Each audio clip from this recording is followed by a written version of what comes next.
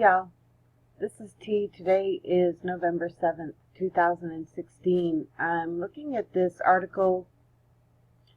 There is a underground bunker in Denton, Texas.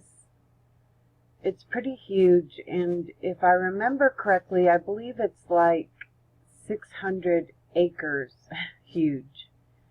So I thought I'd share this with you. The links will be below if you want to read further about it, but it's pretty interesting. I'm going to start a little further down here. As of 2010, all of the front buildings have been demolished at this site. I haven't been by there since early 2010, so I don't know the condition of what remains of the base as of late 2010. I really don't understand why this was built or anything. I'm going through this with you as I go along here, so maybe we'll find out together.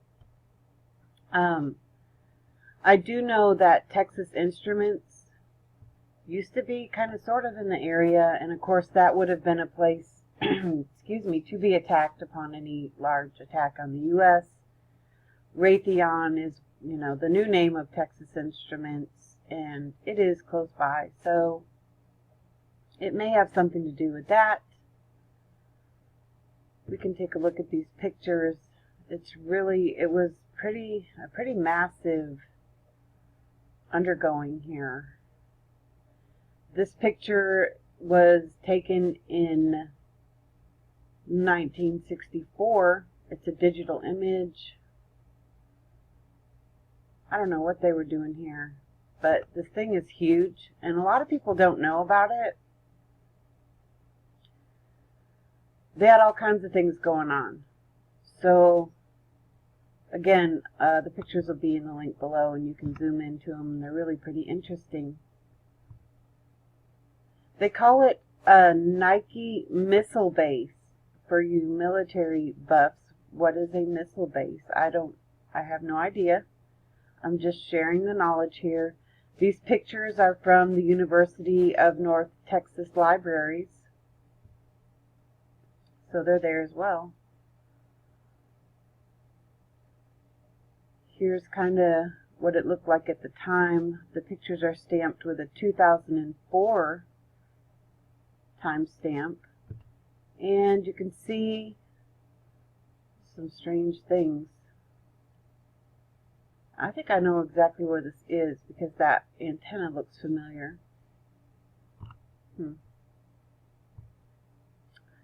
The Denton Nike site is located a few miles north of Denton on the west side of Locust, Farm to Market Road, FM, whatever, 2164. Here's what launcher site looks like from the road. The University of North Texas has kept the site in fairly good shape over the years.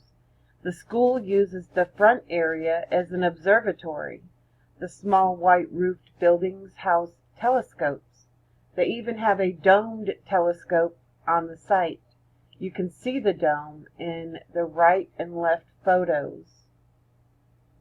Here's the other site of the Denton base. I believe that this was what was called the IFC area. This site is about a mile south of the launcher site on Locust, FM 2164. I don't know who owns this now. Part of the building on the left burned out and isn't in very good shape now. I'm guessing, but I believe the radar site was at the top of the hill at the end of the road on the right.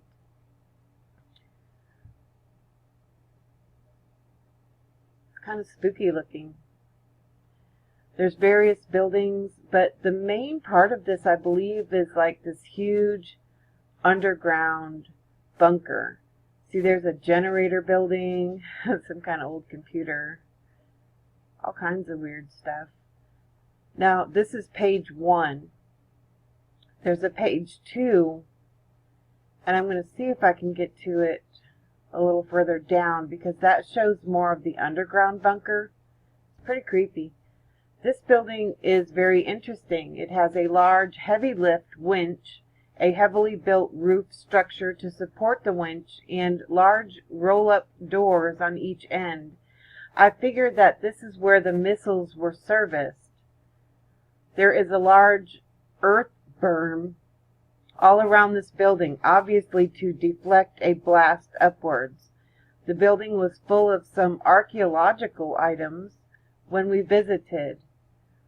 My guide informed me that it was some forgotten project left there by the school.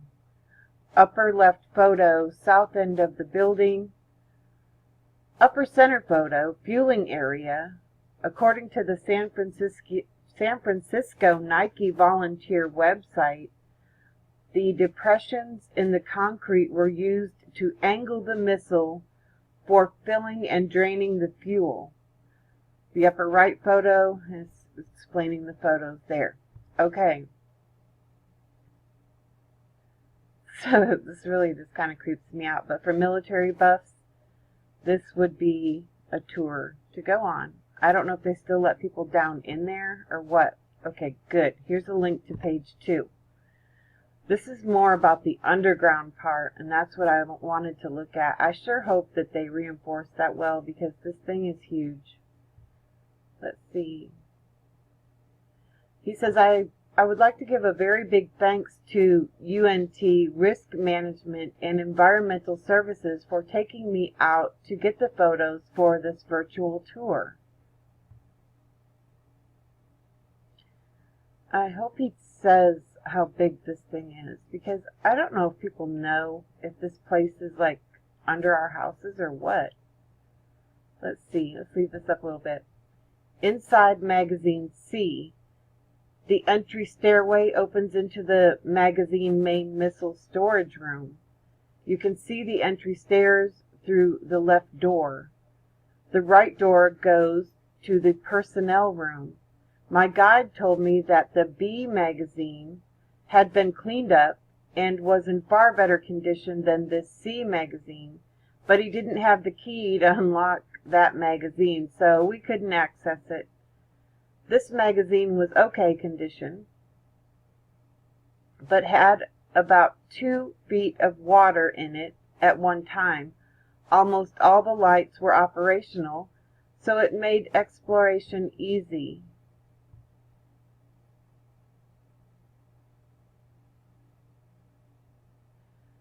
I'm just going to go through here. I'm looking for see if they will say how big this place is, because it is massive.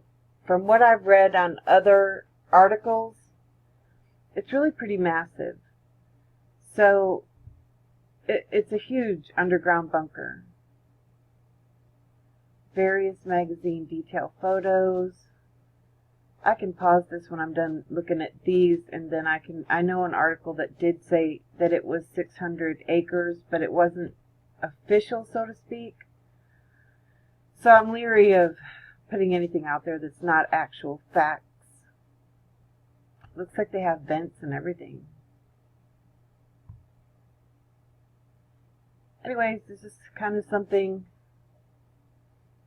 to let people know. I actually found out, I live in the area, but I found out on like a National Geographic show or something once, like History Channel or something. And I was like, wow.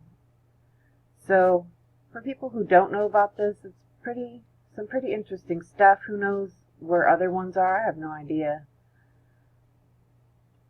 So anybody want to leave a message? So what they were, from this article, does it look like they were making missiles there? Or I was under the understanding that the underground bunker was to hide from missiles. Maybe it's both. Just some interesting stuff. Thought I'd share. I found this article. It has some actual news clippings in it from the era right before this place was built. It's from Civil Defense Museum. It skips around up here. I'm not going to read all of that, because if you can see the scroll bar at the bottom, it goes left and right and all over the place. But the link will be below. Yeah, it's like really huge. Of course, it doesn't look like that now. This picture was, it was in 2013, and I haven't been there, so who knows exactly what it looks like now. Spooky. Here was the plans before it was built and what it was about a little bit. And let's read this article. Alternate capital. Underground civil defense fortress being built near Denton, Texas. A virtually buried city is being built near this two-college town, so strong and self-sustaining that it could well become an alternate national capital. The underground fortress will, within a year, become the home of Southwestern headquarters for the Office of Civil Defense Mobilization. But in the event of an enemy attack, it would be the control center for all federal agencies in the Southwest and even the nation if necessary. That makes me wonder when the, oh God, it slips my mind, the place that makes money, because we have that here in Dallas, so it just makes me wonder. The Federal Reserve. We have the Federal Reserve like right here. So anyways, I wonder what the history on that is. Just curious. Okay. Frank B. Ellis, National OCDM Director, viewed the plans Saturday for the 2.5 million subterranean structure during a brief first-time visit to Denton. He announced to OCDM officials here that the contract for the control center would be awarded this month, but he offered no more details.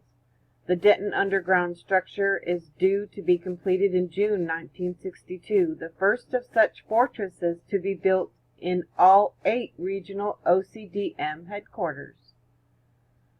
Ellis noted a number of reasons why the Denton-based region headquarters was designated by Congress to get the first control center. Besides its central geographical location, he said the fortress will have the protection of an already completed Nike missile base. Okay, so we got a couple things going on here. 2, it is some 35 miles from the target area of Dallas and Fort Worth, but still close enough to utilize the transportation, communications, and other facilities of the 2 metropolitan cities. The vast fortress here is capable of accommodating 500 persons on an emergency buttoned-up basis for 30 days, and some 200 persons for a much longer period. Not all of the center is underground. Above surface will be offices, a public reception center, and a snack bar. Gotta have the snacks. While this exposed facility could well be blown away in event of an atomic attack, its loss would not hamper the operation of the 2-story underground center. Fresh filtered air is controlled by air intake and exhaust valves that prevent blast pressure from entering the center. The underground fortress is not a rock-ribbed structure, since planners have designed it so it will be able to be moved sideways 1/2 inch and vertically 1 3/4 inches by a blast without breaking up. Even that moment is very unlikely, OCDM officials claim, since the center will be able to withstand the blast of a 20 megaton H-bomb only 3 miles away. That compares to the 20 kilatomic bomb that hit Hiroshima, 1,000 times less in destructive force. The all-important communication center will be located on the upper level of the underground facility. Every teletype machine and radio set features compactness.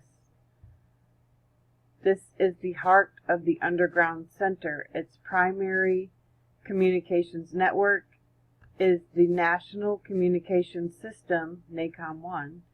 Its 22,000-mile-long private lines hook into the President's classified headquarters in Washington and all regional state OCDM headquarters. alternate circuits NACOM 2 and 3 will supplement NACOM 1 in case of national emergency, linking together all civil defense headquarters via high-frequency radio. Welcome, W. Wilson, the Southwestern Region 5 OCDM Director here, said the Denton facility would probably be third in line as the President's headquarters. Primary control in case of national emergency will be the President's classified location near Washington, Wilson said. Must be Woodrow Wilson. If it becomes inoperative, control will be immediately assumed by the OCDM National Headquarters in Battle Creek. Should Battle Creek become inoperative, Wilson said control would be shifted to Denton. Woodrow Wilson. I'm sorry, y'all. I've got a bad headache and sinus problems, if you can't hear that. Okay, so anyway, yeah, it's massive. So I don't know if other people have these in their states. I guess so. Obviously, they were planning for all of this, all of that tax money, but better safe than sorry, I guess. I have actually, yeah, this is the site I have seen. And you can just drive right by it. I mean, fairly close.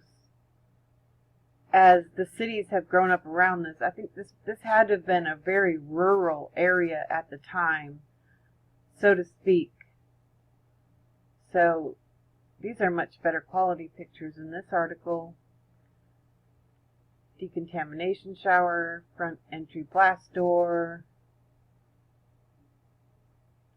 Too bad they can't do something with that now. All those taxes gone to waste and they can't do something, anything, even some kind of a food plant or something. I don't know. Maybe they're still using it for something. It's hard telling. But I guess in today's world it would be a lot more top secret, I would hope, after everything we've learned and whatnot. So anyways, there it is, guys. It's a little bit interesting. Thought I'd share it. Thanks for watching. Have a good one.